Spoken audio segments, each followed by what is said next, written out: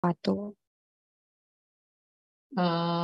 Kita mulai saja ya supaya lebih cepat selesai karena ini sebetulnya masih 83 peserta, 82 berarti dikurangi saya, 81 sekarang. Oke. Tapi supaya cepat selesai saja, nanti tolong yang hadir di sini bisa meneruskan ke teman-teman timnya. Oke. Jadi seperti yang sudah saya jelaskan, karena memang kita libur agak lama, 2 minggu ya. Nah, sebetulnya bagusnya kemarin itu selama 2 minggu kita pakai untuk preparation apa namanya tugas gitu. Hanya saja kalau kemarin kan kalian baru selesai UTS mungkin masih gitu ya, terus masih revisi stupa dan sebagainya barangkali. Jadi kita mulai efektif tugasnya untuk minggu ini. Kalau yang minggu kemarin mungkin baru pembentukan kelompok saja. Oke, saya akan share screen.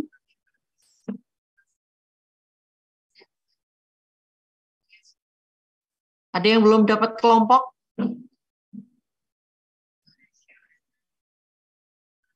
Koordinator, mana koordinator? Koordinator mungkin bisa menjelaskan. Ada yang kemarin ada yang mengeluh katanya belum dapat kelompok gitu. Apakah semuanya sudah dapat kelompok untuk hari ini, per hari ini?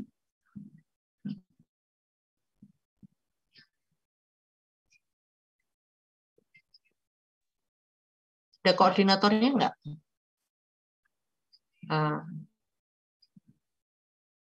Izin masuk. Iya. Dari kelas A kemarin tuh ada yang baru dapat 5 kelompok, tapi udah gabung lain, udah Bu terakhir. Kalau yang kemarin di grup itu 2 anak itu dari kelas C, salah. Dari kelas C. Apakah Ya. sudah tidak ada lagi kelompok yang bisa menerima kalau tinggal 2 orang itu? Saya agak kesulitan ngecek karena memang ini lintas kelas ya. Jadi saya nggak bisa menghitung siapa yang belum dan siapa yang sudah, itu agak sulit karena harus satu persatu saya absen gitu. Tapi kalau jadi saya lebih mengandalkan pada koordinasi dari kalian gitu maksud saya. Gitu Mas. Yang dari kelas C bagaimana Mbak? Mbak atau Mas?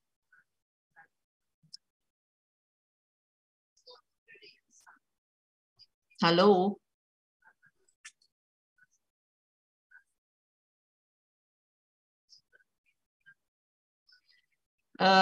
Tolong yang belum masuk diminta masuk ya, Dek. Karena ini gimana ya, saya itu bukan apa-apa, saya sebetulnya terbuka untuk diskusi, artinya di luar jam penjelasan saya. Kalau misalnya kalian merasa ada hambatan atau kebingungan saat mengerjakan tugas, kalian bisa feel free saja menghubungi saya. Tetapi saya tidak suka mengulang-ulang penjelasan gitu loh, maksud saya.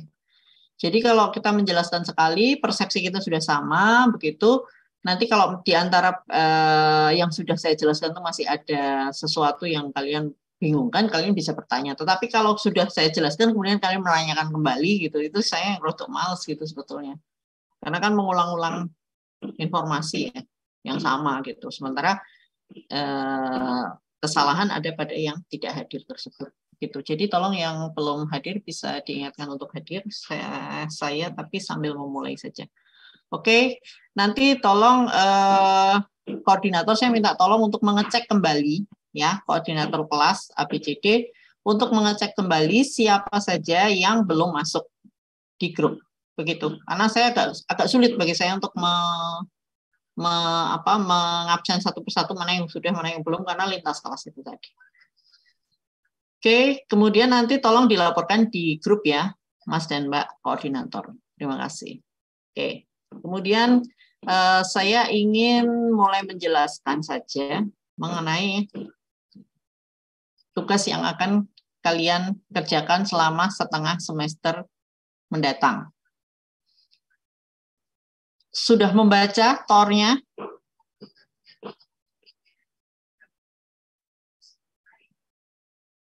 Halo, ini ada yang ikut Zoom atau tidak sih? Sudah, Bu. Ya? Halo? Sudah dibaca, Bu. Sudah dibaca, oke. Gimana Mbak? Kira-kira tugasnya gambarannya seperti apa Mbak? Sepengetahuannya dulu aja. Ini kan dibentuk kelompok. Kalau ada yang ikut doars ya ikut yang doars, kalau misalnya belum ada kan bikin kelompok. Nah itu nanti kita kayak survei di kawasan itu. Nah, terus nanti dibagi jadi 3-5 orang dalam satu kelompok kecil itu, diminta untuk mengembangkan itu. Oke, kemudian sudah tahukah yang disurvei di lokasi itu apa?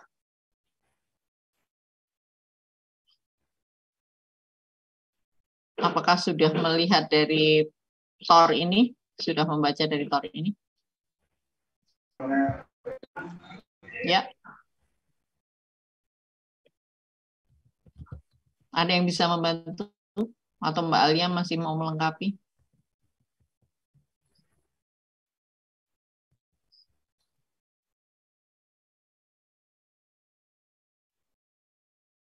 Betul sekali bahwa kita boleh, saya membebaskan kalian untuk mengambil lokasi, mendalami atau memakainya untuk lain. Saya perbolehkan. Kenapa? Karena setidaknya kalian sudah mendapatkan sebagian dari sebagian dari gitu. Sebagian, saya bilang sebagian ya, mungkin seluruhnya, karena mata kuliah itu mesti akan berbeda, gitu ya. Oke. Kemudian apa saja sebetulnya yang perlu kita perhatikan dari perancangan kota adalah memahami akan membuat satu desain ide untuk gitu. Karena itu judul tugasnya Urban Design Ideas Toward Livable and Sustainable. Oke. Kemudian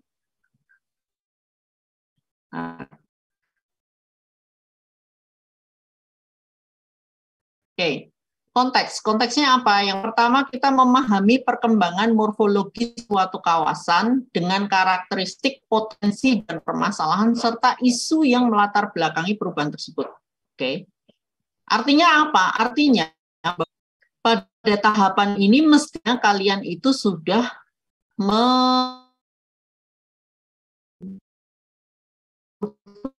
nanti ada lagi perkembangan kisah karakteristik potensi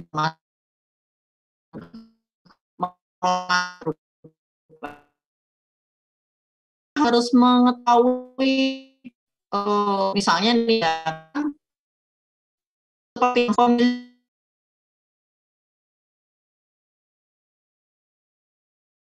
administrasi paling enak ketika kalian membuat DOCARS. Batasannya bagi yang mengikuti ya, batasannya adalah satu kelurahan atau satu desa tersebut. Oke, ketika kalian membuat marketing place itu. Nah, kemudian apakah perkembangan morfologi dari satu kawasan itu yang perlu kita cari begitu? Bagaimana kalau tidak ada? Nah, kalau tidak ada, mestinya kalian itu bisa merujuk pada yang lebih besar. Misalnya nih ya, karena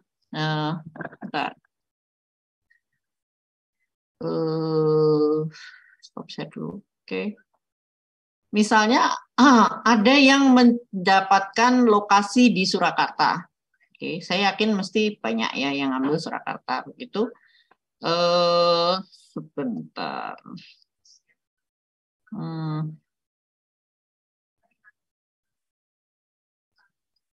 Bentar ya, saya share di. Bagaimana?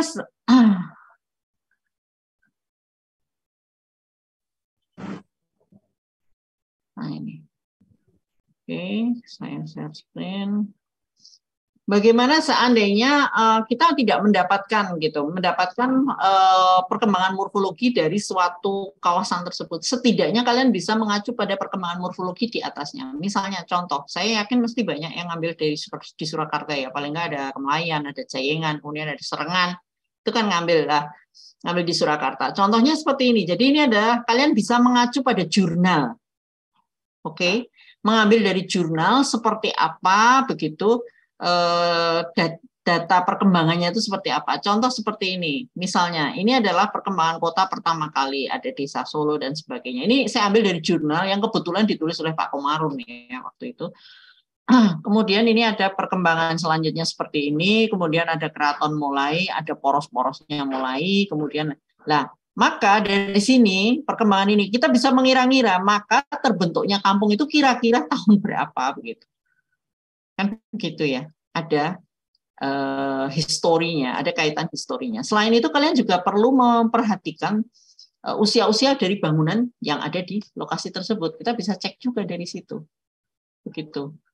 Jadi misalnya ini kampung Kemlayan ya. Kemlayan itu karena ini adalah keraton, ini adalah Mangkunegaran, ini adalah keraton Kasunanan ya, alun-alun, maka Kemlayan lokasinya sekitar segini.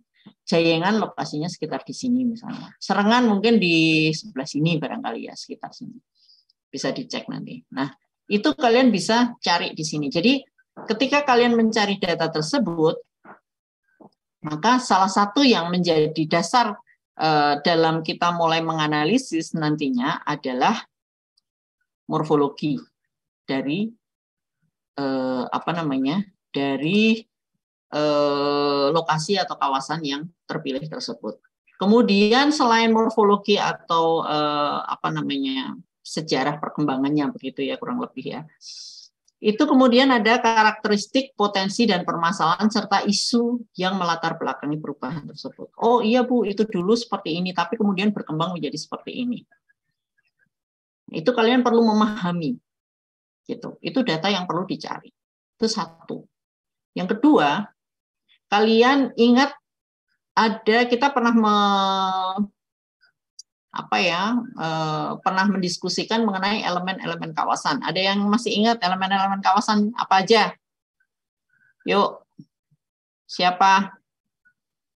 Elemen-elemen kawasan. Ada 5, Bu. Elemen kawasan ada 5. Oke, Mbak, apa saja? Ada node, ada edges, ada pet, ada landmark. Oke. Terus? Ada distrik, Bu. Distrik. Oke, itu elemen-elemen kawasan yang membentuk citra kawasan. Oke. Jangan lupa, benar kan? Kalau kalian kena tugas itu, mesti kalian ingat terus gitu. Yang ditugasin itu ingat terus. Gitu. Tapi yang lain-lainnya mesti kalian lupa. Tapi sebetulnya ada lagi yang di luar itu. Contohnya apa? Contohnya solid sama void. Ingat ya posisinya. Saya ulang lagi ya. Oke. Jadi gini deh. Ini kalian kan stupa 5 ya. Stupa 5 kan kalian single building tapi gede gitu. Yang bisa menjadi citra kawasan. Gitu kan? Itu stupa 5. Stupa 6, oke. Stupa 6 itu kalian akan bikin mirip kayak gini, tapi perorangan. Oke.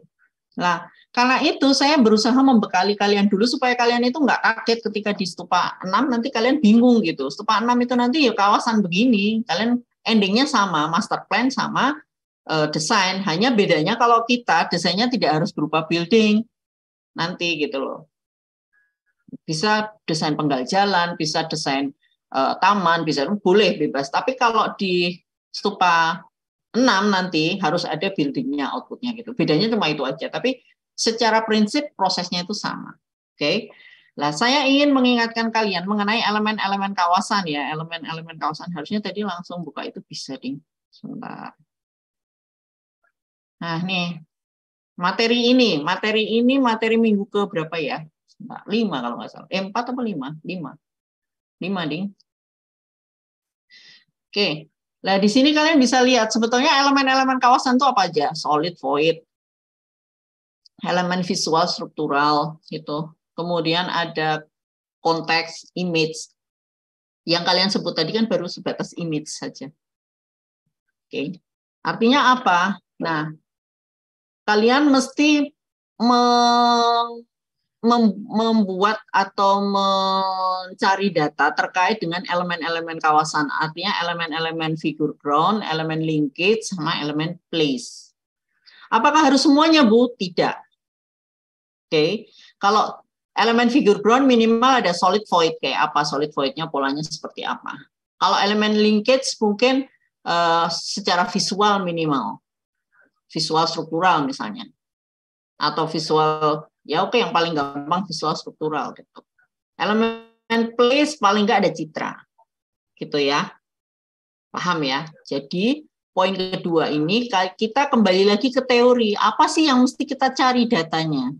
Kalau kita mencari data, artinya apa? Kalian itu melihat atau mengamati existing kawasan. Oke ya. Bisa ditangkap kan maksud saya? Oke.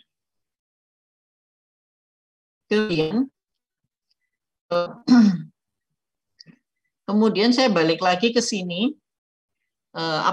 Jadi kalau yang ini adalah existing dan history ya. Kemudian ini adalah existing saat ini, now, gitu ya. Kemudian setelah kita mendapatkan data ini, maka kita baru melakukan analisis. Bisa ditangkap ya. Ada pertanyaan dulu? Ya, mouse-nya kok nggak muncul ya, Bu? Nggak muncul ya? Bentar. Masih yang tadi ya? Masih di Roger Transit. Oke. Ya. Nih. Oke ya. Jadi, seperti saya ulang, karena tadi nggak muncul. Jadi, seperti yang saya jelaskan tadi, kita mencarinya ini kan ada poin 1, poin 2 ya. Poin 1 itu kalian adalah mencari data itu terkait dengan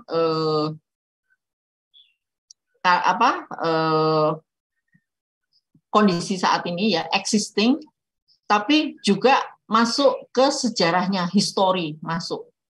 Karena itu kan mempengaruhi. Kita itu kan sebetulnya kalian pada saat ini itu kan suatu produk dari proses yang pembelajaran yang berlaku sebelumnya kan begitu toh. Kalian bisa kuliah saat ini itu karena kalian itu melalui TK, SD, SMP, SMA kan begitu. Sama halnya sebetulnya morfologi kawasan. Jadi sebetulnya ketika kita itu mempelajari existing dari morfologi suatu kawasan, sebetulnya itu adalah bentukan atau hasil proses dari suatu perubahan begitu. Oke, jadi poin pertama itu existing plus history, poin kedua itu adalah existing memang pengamatan observation kalian gitu pada saat ini. Elemen ini itu bagaimana saat ini. Oke. Termasuk misalnya, terus bagaimana Bu caranya? Caranya adalah pertama kalian kan sudah pegang peta ya. Peta. Petanya itu bagaimana? Apakah peta itu nanti bentuknya seperti Google Map saja? No. Peta Google Map ditimpa, harus ditimpa, ya, harus digambar ulang. Jalan-jalannya, bangunan-bangunannya kurang lebih seperti apa gitu. Jadi kayak di blad gitu loh. Di apa sih kalau di blad itu kalau bahasa Indonesianya ya diciplak. Ya, diciplak gitu. Jadi disederhanakan dengan meniadakan pohon-pohon dan sebagainya yang memang mengganggu tampilan gitu. Maksudnya mengganggu jadi tidak jelas begitu. Oke. Nanti kalau misalnya Bu nanti di perencanaan saya ini pohon, boleh nanti pohonnya di layer lagi gitu, enggak apa-apa. Enggak masalah gitu. Tapi khusus pada saat peta itu kita menghilangkan pohon-pohonnya dulu. Kalian bisa cek di contoh ini kan yang di Petaling Jaya itu ya, yang di Kuala Lumpur ya, kalian bisa cek nanti produknya itu mirip seperti itu. Di pertemuan keempat kalau nggak salah. Keempat atau kelima, saya lupa. Oke. Nah, jadi sudah tahu kan yang perlu dicari datanya adalah ini. Morfologi kawasan, karakteristik itu bagaimana Bu? Karakteristik itu juga misalnya karakter ini itu sebetulnya apa sih, apa yang menonjol dari situ, ciri khasnya apa misalnya, itu tuh karakteristik. Kemudian potensi dan masalah, potensinya itu seperti ini, tapi masalahnya dia itu seperti ini. Kemudian isunya apa? Misalnya, iya Bu, isunya adalah ternyata misalnya itu ya pengrajin batik misalnya ya, pengrajin batik di lokasi A misalnya. Saya nggak merujuk kemana-mana, ke lokasi A gitu aja.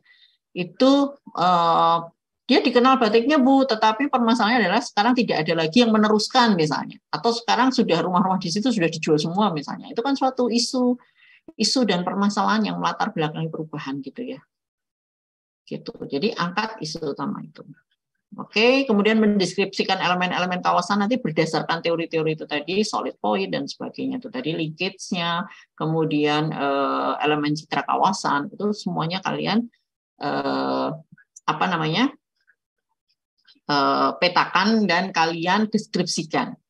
Mendeskripsikannya bagaimana, memetakannya bagaimana? Ingat bahwa kita di sini morfologi dan perancangan kota itu kita kan bicara dua dimensi ya, artinya maksudnya gini, ada dua dimensi yang berbeda gitu. Jadi dimensi yang dua dimensi dan tiga dimensi. Artinya kalian bisa menjelaskan misalnya, di lokasi misalnya contoh ya, di lokasi ini nanti fotonya ini, lokasi ini fotonya ini, boleh, tidak apa-apa. So far ada pertanyaan dulu sampai mencari data. Karena target setelah ini kalian kan ke lapangan untuk mencari data.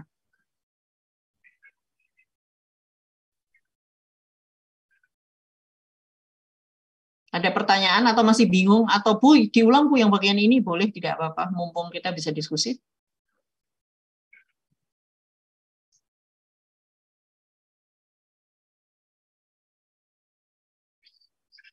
Cukup jelas?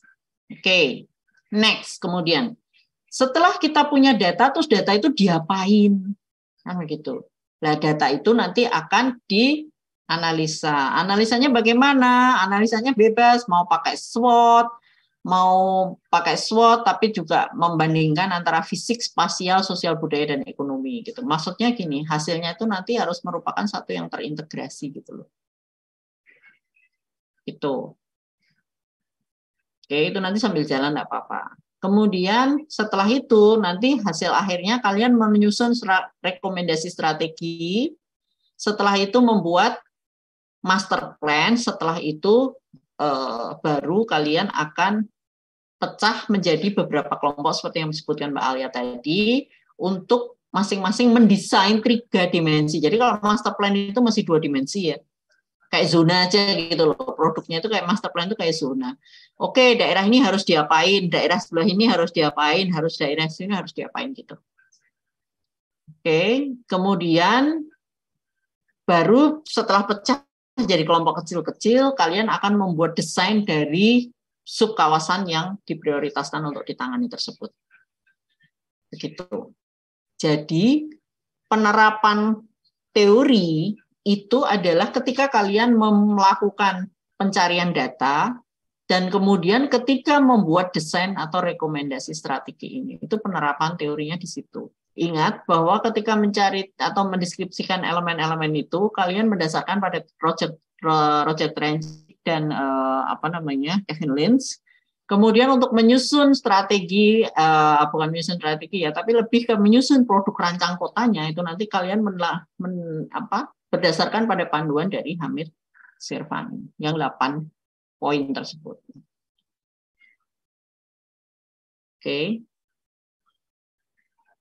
Ada yang ingin ditanyakan?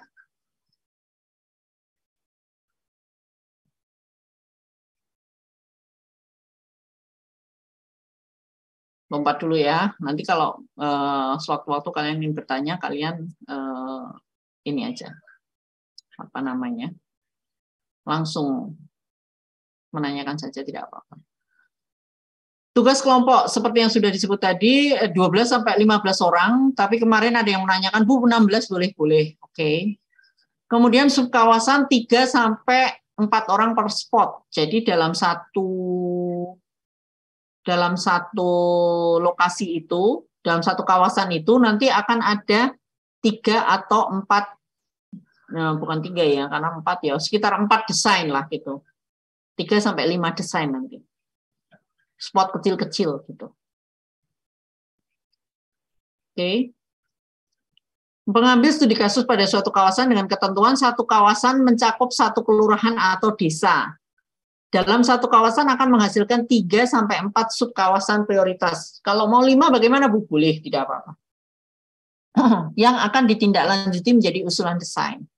Subkawasan prioritas bisa merupakan penggal jalan atau satu kesatuan unit masyarakat. Artinya begini, penggal jalan atau satu kesatuan unit masyarakat, misalnya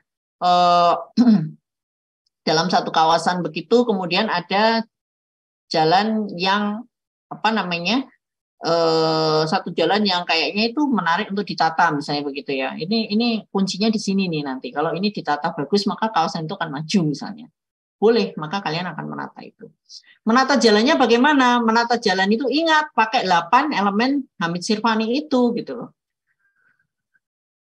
Oke, misalnya nanti ngatur street furniture-nya, ngatur desain street furniture-nya, ngatur material jalannya seperti apa, misalnya kayak gitu. Parkirnya bagaimana dan sebagainya. Oke. Kemudian wajib melakukan studi lapangan yang dibuktikan dengan dokumentasi. Jadi ada peta, ada gambar begitu ya. Kemudian wajib mencantumkan sumber kutipan. Jadi saya tidak apa-apa jika kalian memang mengambil dari, misalnya itu tadi yang untuk histori, untuk untuk morfologi dan sebagainya, itu kalian boleh mengutip jurnal. Dan itu memang wajib karena minimal 1 referensi dari jurnal terakreditasi. Jadi kalian wajib mencari yang kaitannya dengan pengembangan kawasan, pada suatu jurnal. Kalau yang lokasi yang sudah terkenal itu enggak masalah ya, gampang. Tapi kalau lokasinya itu belum terkenal kan susah nyari jurnal. Terus bagaimana, Bu? Misalnya lokasinya di desa A gitu. Sementara tidak ada jurnal yang mengangkat desa A tersebut. Tidak apa-apa. Tapi setidaknya ketika kalian sudah menganalisis, jadi jurnal tersebut itu tidak harus pada saat kalian mencari karakter. Jurnal tersebut bisa juga yang sebetulnya sifat jurnal itu adalah bagaimana caranya kalian mendesain sesuatu yang baru, misalnya itu kan bisa, itu kan banyak. Misalnya, oh ini cocok untuk turisme misalnya, desa itu. Maka kalian boleh mencari jurnal terakreditasi yang berkaitan dengan turisme, jadi berkaitan dengan rencana ke depan. Oke, bisa dipahami ya bedanya ya. Misalnya nih ya, contoh Kemlayan, Jayengan, terus Serangan itu mungkin banyak yang sudah mengangkat di jurnal terkait karakteristik dan sebagainya, itu mungkin banyak. Tetapi untuk desa A, B, C yang memang tidak ada, gitu ya, tidak pernah ada yang mengangkat di jurnal terkait karakteristiknya, kalian boleh mencari jurnal yang terkait dengan pengembangan ke depannya. Ini mau diapain nih? Oh, mau jadi turisme. Oh, mau jadi wisata. Mau jadi misalnya kampung lukis misalnya, di Sangkrah misalnya. Ada kampung lukis misalnya. Boleh, tidak apa-apa. Tapi kalian mencari panduan-panduan bagaimana sih sebetulnya standarnya untuk rencana ke depan itu. Nah, itu tuh dari jurnal tersebut. Target luarannya apa? Target luarannya adalah data dan analisa kawasan, kemudian strategi pengembangan kawasan makro ya, meliputi satu kawasan keseluruhan, kemudian usulan gagasan desain sub kawasan mikro. Sub kawasan mikro itu tadi yang penggal jalan atau satu kesatuan unit masyarakat, minimal RT ya. Kalian bisa ngira-ngira kalau RT itu seberapa. Bu, kalau misalnya nih, yang saya desain itu tidak penuh 1 RT tapi lebih gitu, maksudnya 2 RT tapi masing-masing nggak penuh, karena kan saya mendesain jalan-jalan yang menghubungkannya. Oh, boleh saja, tidak apa-apa. Tapi kalian bisa mengira-ngira bahwa satu kesatuan unit masyarakat itu kawasan prioritas itu adalah satu kesatuan unit masyarakat. Artinya apa? Kalian tidak boleh memilih satu site. Paham ya? Tapi kalian adalah kawasan, tapi kawasan kecil. Gitu. Oke, karena kita tidak masuk ke design site. Kita di sini urban. Tidak masuk ke design site. Oke, kalaupun nanti design site-nya bagaimana?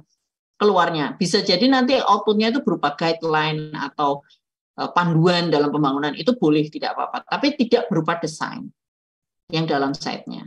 Itu nanti apa tuh Bu, itu guideline dan sebagainya, itu akan saya jelaskan nanti next ya, sambil jalan nanti akan saya jelaskan, karena kita masih ada pertemuan untuk membahas materi mungkin 3-4 kali gitu. Oke. Tahapannya apa? Konsultasi 1, pembentukan kelompok, saya harap sudah kelar. Kemudian konsultasi 2 adalah tanggal 2 Desember, jadi masih sekitar 2 mingguan. Itu targetnya apa? Data kawasan. Konsultasi 3, 2 minggu kemudian, tanggal 16. Ini agak saya ubah ya. Master plan, karena strategi dan rekomendasi serta master plan itu sebenarnya jadi satu. Di TOR yang lama itu, ini nanti akan saya upload kembali TOR yang baru ini. Perubahannya hanya di sini sebetulnya. Master plan itu masuk ke konsultasi 3. Sebelumnya master plan itu di konsultasi 4. Tapi sebetulnya strategi dan rekomendasi dan master plan itu jadi satu sebetulnya. Hanya strategi dan rekomendasi itu kan hanya berupa tulisan ya wes begitu. Master plan itu sebenarnya sudah dipetakan. Begitu. Kemudian konsultasi 4, akhir Desember 30/12 itu gagasan desain persub kawasan. Kemudian pengumpulan itu nanti digabung kembali menjadi satu kelompok. Oke, jadi ingat ketika kalian membuat gagasan desain persub kawasan, kalian mesti mengikuti template dari satu kelompok itu, jadi sama. Karena nanti pas pengumpulannya itu nanti akan dijadikan satu. Boleh ditulis sub kawasan 1 yang mengerjakan A, B, C, D. Sub kawasan 2 yang mengerjakan E, F, G, H misalnya, itu boleh, tidak apa-apa. Oke. Jadi yang dikerjakan bersama-sama itu adalah sampai ke master plan kawasan. Sampai pemilihan ini juga boleh dikerjakan bersama-sama. Oke. Nah, kemudian setelah dipilih nanti baru ada 4 kawasan nih, A, B, C, D. Oke, A itu siapa yang mengerjakan, B siapa yang mengerjakan, C siapa yang mengerjakan, D siapa yang mengerjakan. Nah, pengumpulan terakhir itu adalah berupa draft 6 Januari ya. Jadi ini seminggu doang ini pengumpulan, karena tinggal mengumpulkan saja kan, berarti tinggal editing logikanya dalam bentuk PDF. Kemudian pengumpulan final dalam bentuk hard copy.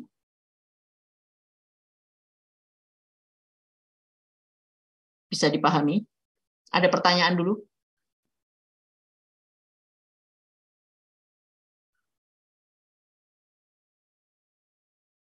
Kertasnya A3, minimal 10 halaman berwarna.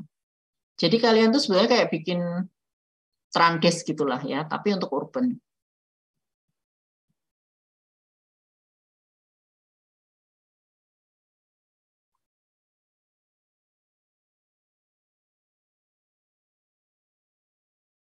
Clear? Jelas? Atau ada yang ingin ditanyakan dulu? Ya, Mas? Jelas, Bu. Oke. Oh, saya pikir open mic itu mau nanya. Enggak ya? Izin bertanya, Bu. Oke, ya, Mbak. Saya kurang memahami yang tidak diperbolehkan desain set itu, Bu. Oh, oke. Jadi begini, desain set itu kan kalau misalnya kalian selama ini kan misalnya bikin rumah tinggal begitu kan, kemudian bikin toko gitu. Kalian tidak perlu membuat denah toko, kemudian denah toko, kemudian utilitas, listrik dan sebagainya. Enggak, kalian enggak masuk ke dalam site-nya.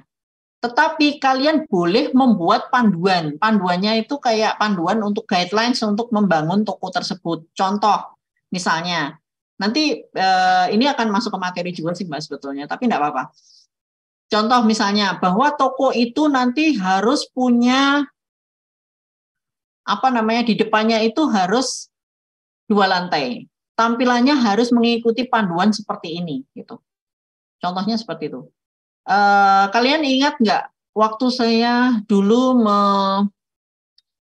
men-share screen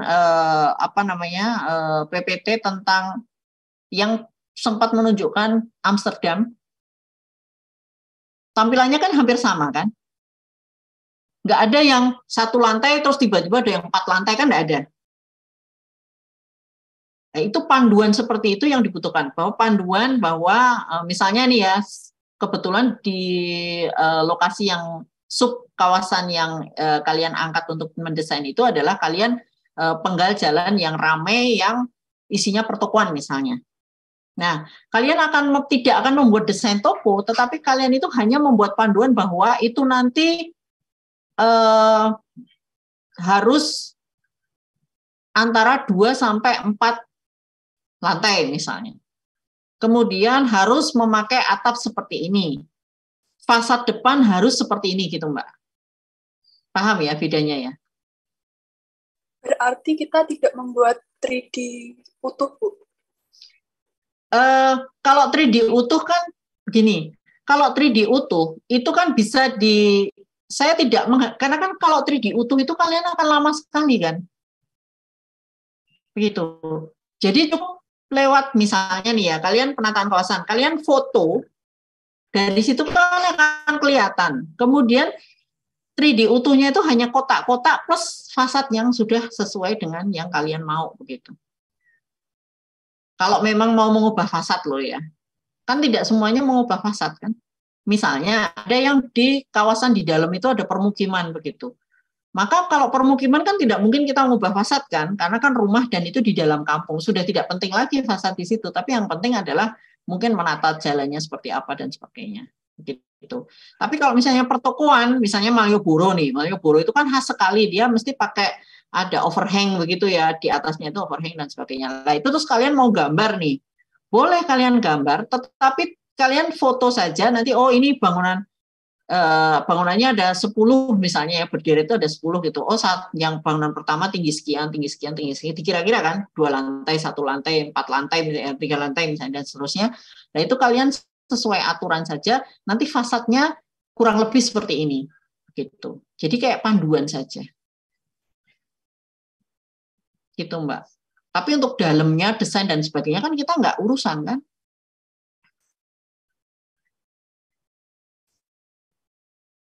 Bu, terima kasih. Oke, jadi dasarnya ketika kalian mau mengubah tampak, itu dasarnya adalah data existing foto berdasarkan foto di kawasan tersebut. Jadi kalian mesti survei memang. Oke, ini ada 10 bangunan nih. Oke, bangunan yang ini misalnya 3 lantai, 2 lantai, 4 lantai, 3 lantai misalnya gitu ya. Nah, itu kemudian kalian akan ubah sesuai dengan yang kalian mau gitu. Kalau mau bikin 3D-nya seperti itu. Gitu. Terus ke belakangnya bagaimana Bu? Ke belakangnya kan sesuai dengan denah yang tadi, bukan denah, sesuai dengan plot masa yang kalian bikin sebelumnya di peta itu tadi kan. Di peta kan saya minta jangan Google yang langsung dikumpul, tetapi Google kalian layer di atasnya, kalian jiplak gitu bangunannya. Masanya bukan bangunannya, sorry. Masanya kalian jiplak.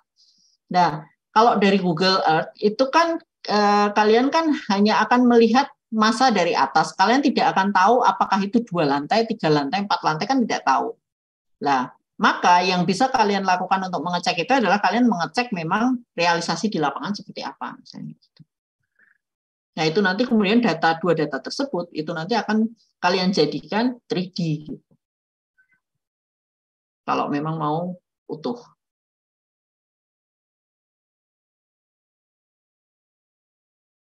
Jelas?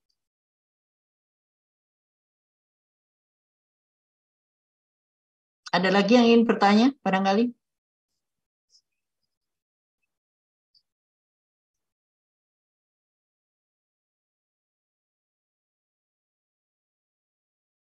Oke, selain guidelines untuk fasad bangunan misalnya, apalagi yang bisa diolah? Kalian bisa cek di ini Hamid Irfani ya, Miss Irfani itu keberapa ya? Saya lupa. Ini kayaknya. Salah ya. Salah.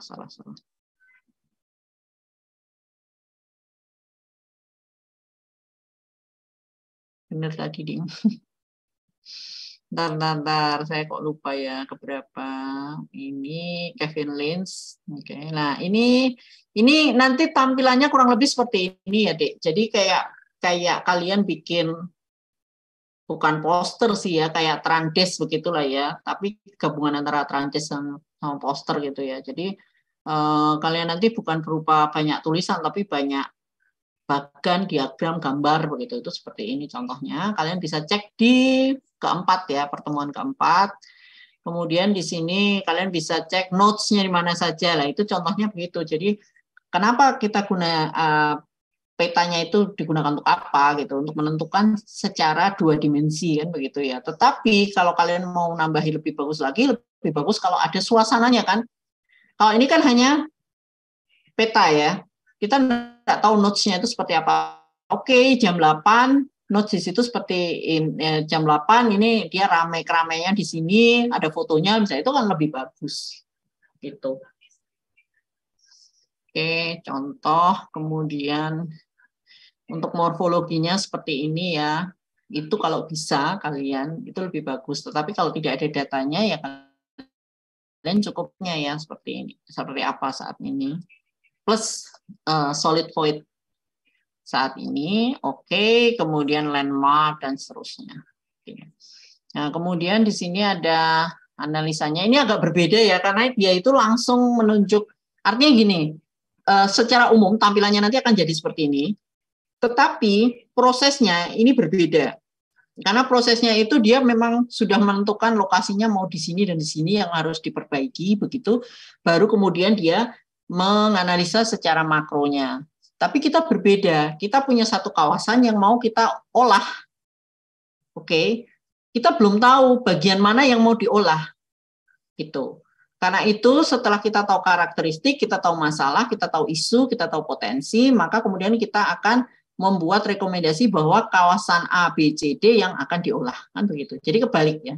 Agak kebalik. Tapi secara umum itu nanti seperti ini tampilannya. Begitu. Jadi jangan mentah-mentah ditiru ini, karena kalau mentah-mentah ditiru kalian akan bingung karena memang ini prosedurnya berbeda.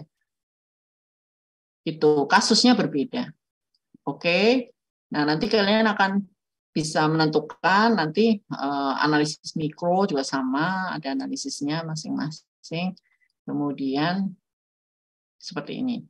Nah, di antara ini di antara makro dan mikro itu mestinya di sini ada master plan kalau punya kita. Kenapa? Karena satu kawasan dulu kita contohnya ini ya.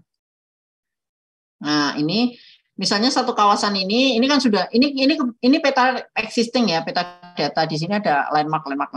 Nah, berdasarkan analisa kalian gitu, oh berarti daerah sini tuh potensial untuk landmark misalnya. Daerah sini potensial untuk landmark nih, berarti perlu ditambah landmark. Oh oke, daerah sini terlalu padat ini perlu ditata misalnya. Oke, penggajalan ini tuh semrawut tapi ruko yang potensial, maka di sini perlu ditata. Itu namanya master plan. Ditata seperti apa dan sebagainya. Itu master plan nanti munculnya. Gitu.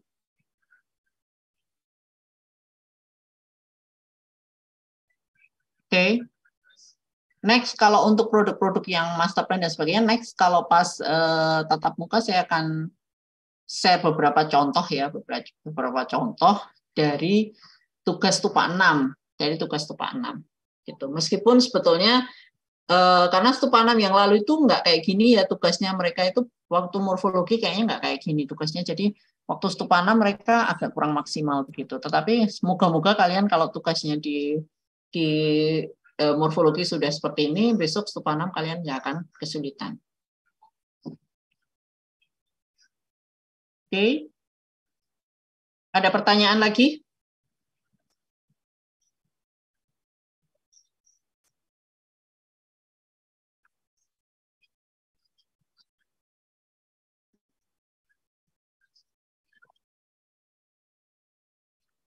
Kemudian ini adalah, sorry. Ini adalah apa namanya tahapan pelaksanaannya ya dalam bentuk apa namanya diagram ya. Jadi kalian bisa cek begitu kapan kalian mesti melakukan apa begitu. Bisa cek di sini. Nah, ini ada perubahan mestinya karena nanti perubahannya yaitu tadi di masalah master plan. Master plan itu mestinya munculnya di sini. Ini direkomendasi ya konsultasi 4. Sebentar. Di sini hanya analisis. Oh, oke. Berarti gini deh, tak ubah sedikit ya. Biar kalian enteng nih. Bentar.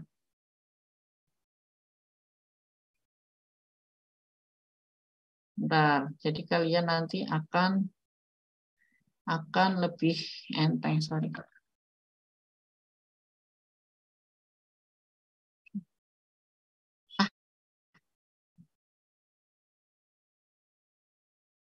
Pencet, sorry.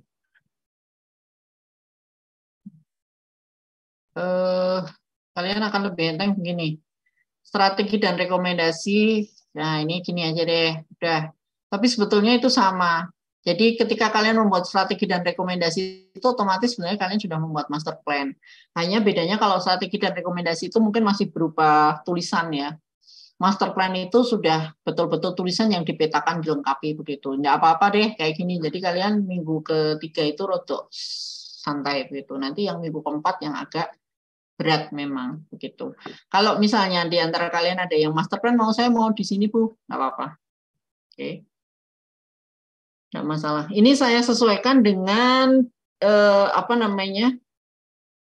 Timeline yang ini. Jadi kalau timeline yang itu rekomendasi di sini, ini strategi pengembangan kawasan itu kan master plan sebetulnya ya di sini. Itu masuk di sini, ini masuk ke konsultasi 4. Ini master plan-nya. Jadi dari SWOT analysis ini kan sebenarnya sudah keluar rekomendasi dan strategi harusnya. Oke, tetapi tindak lanjut dari rekomendasi itu berupa master plan di mana kita bicara program dan bicara lokasi. Ada program A, lokasinya di mana begitu.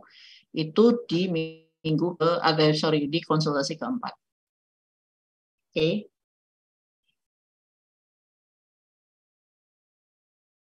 Ada yang ingin ditanyakan? Berarti master plan pindah ke konsultasi 4 ya, Bu? Boleh, tidak apa-apa. Jadi ini analisis itu kan sebetulnya sudah keluar strategi dan rekomendasi itu otomatis kan mesti itu. Kalau kalian habis menganalisa, mesti kalian sudah keluar strategi dan rekomendasi. Oke. Nah, di konsultasi 3 itu strategi dan rekomendasi sudah keluar, tapi belum dipetakan mungkin. Gitu. Jadi kalian punya waktu untuk mereview kembali kan. Gitu. Sebelum mengumpulkan atau mengumpulkan dalam bentuk master plan-nya. Nah, master plan-nya yang sudah dipetakan itu di konsultasi 4. Saya ubah gitu aja deh.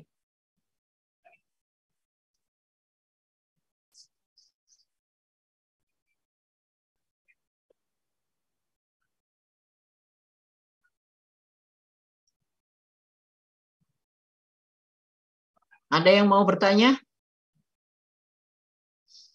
Nggak apa-apa, dikerjakannya setahap demi setahap saja. Jadi ini tahap 1 kan membentuk kelompok, memilih kawasan studi, sudah. Sekarang persiapan untuk yang minggu kedua, tanggal 2. Nah, tanggal 2 itu apa yang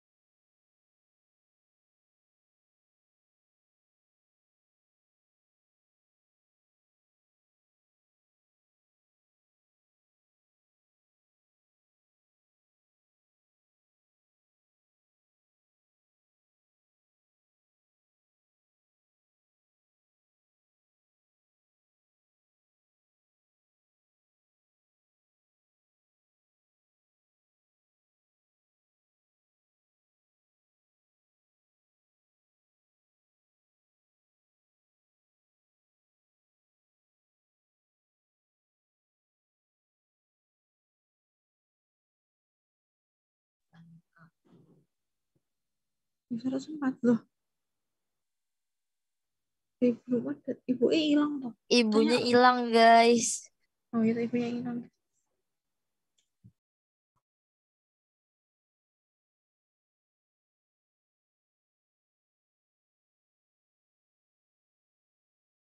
Ini ada absen gak ya?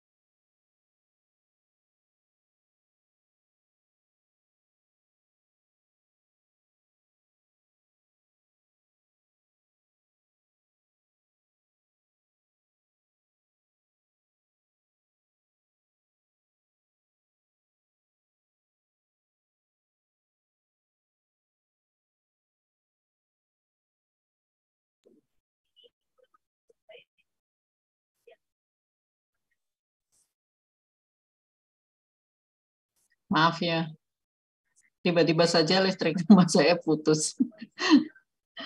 Tiba-tiba mati lampu. Suara saya kedengeran ya? Kedengeran, Bu. Oke. Oke.